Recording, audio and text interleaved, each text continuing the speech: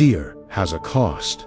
It can damage your relationships, weaken your mind, and quietly shape the life you end up living. Most people do not realize how much fear is controlling them until they feel overwhelmed, emotionally exhausted, or watch important parts of their life start to fall apart. I'm Dr. Michael Harrington. Here, we explore psychology, emotional resilience, and the inner work required to build a stronger, healthier, more meaningful life.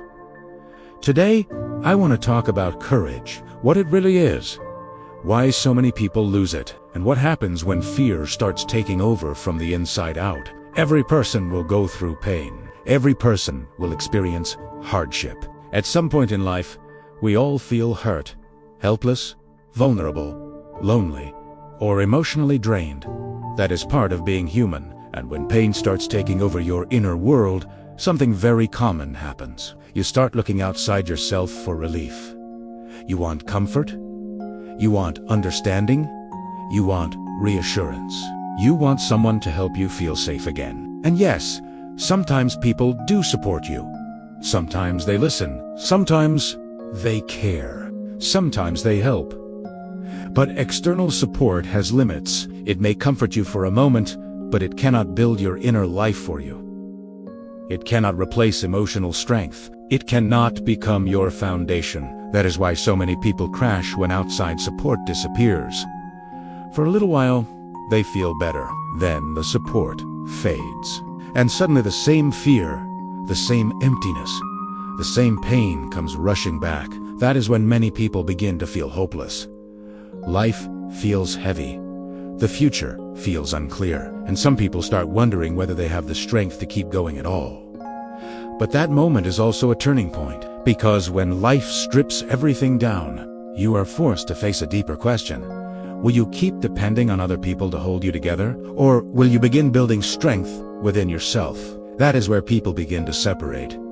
Some people keep looking outward. They keep hoping another person will heal them, stabilize them, rescue them, or carry them emotionally. But when you rely on others to do your inner work, disappointment becomes almost inevitable. One person hurts you. Then you turn to another person, hoping they will repair the damage. But sometimes they hurt you too, and then what began as pain becomes a pattern. So what do? You go to the one place where real strength can be built. Within, there is a line that has stayed with me for a long time. Do not throw away your courage, because it will be richly rewarded. That is not just inspiring language. It is psychologically true. Because courage is not something the world gives you. It is not something other people hand to you. It already exists within you, but many people lose touch with it. Not all at once, gradually, through fear, through avoidance, through emotional dependency, through constantly looking outside themselves for strength they were meant to develop inside. And once courage starts fading, fear takes over. Then fear starts shaping your decisions, your relationships, your identity, your future. You start avoiding discomfort. You become more fragile under pressure. You tolerate less uncertainty. You pull back more quickly. And little by little, your life gets smaller. That is what fear does when it is left unchallenged. So what is courage, really? Courage is not the absence of fear. It is not emotional numbness. It is not pretending everything is fine. Courage is the ability to face reality without collapsing. It is the ability to face loneliness, illness, rejection, betrayal, loss, uncertainty, even mortality. Courage does not mean you feel no fear. It means fear does not control you. That distinction matters, because many people think courage means being fearless. It does not. Courage means you keep moving forward even when fear is present. It means anxiety does not get to define who you are. It means pressure does not get to dismantle you every time life gets hard. Today, I spoke with a young man in counseling who told me that he and his wife were close to divorce. And I told him something difficult, but necessary. I said, "This is not only about one argument or one bad season. She is losing faith in this relationship because she no longer feels that you have the courage and strength to face life. She no longer feels safe building a future with someone who is constantly ruled by fear. If even small pressures overwhelm you, if every challenge leads to panic, avoidance, or shutdown, if fear is always in charge, the people closest to you begin to feel it. Not because they expect perfection, but because they need to know you can stay present when life gets hard. This is not about acting tough.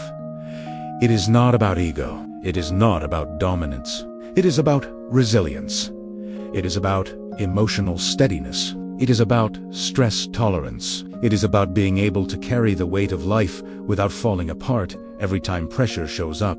Because when one person in a relationship is constantly governed by fear, the other person eventually feels like they are carrying two lives instead of one. And that becomes exhausting. Life will test all of us. Again and again. We go through hardship. The Shafir. We reflect. We grow. Then life tests us again. This is how maturity is built. And if suffering leaves us with anything valuable, it is usually these two things: wisdom and courage. Wisdom born from reflection. Courage forged through adversity. But pain alone does not make people better. Pain can also make people bitter, abide and defensive, emotionally rigid, even self-destructive. It is reflection that turns pain into insight. And it is courage that turns hardship into growth. That is why learning matters. That is why reflection matters. That is why inner work matters. Learn while reflecting. Reflect while learning. And, through both, build a better way to live. When learning and reflection become part of your life, you are less likely to fall apart when suffering comes. You become more grounded, more aware, more resilient, more capable of moving forward with courage. Otherwise, many people live in one of two states. They either collapse under pressure, or they drift through life half-away. And neither of those is the life you were meant to live. So do not throw away your courage. Protect it. Strengthen it. Return to it, because the stronger your inner life becomes, the less controlled you will be by the unstable world outside you. And that may be one of the most important freedoms a person can ever develop. I'm Dr. Michael Harrington, and here we explore the psychology of becoming stronger from the inside out. If this message resonated with you, subscribe to the channel and let me know in the comments, what has fear cost you in your own life?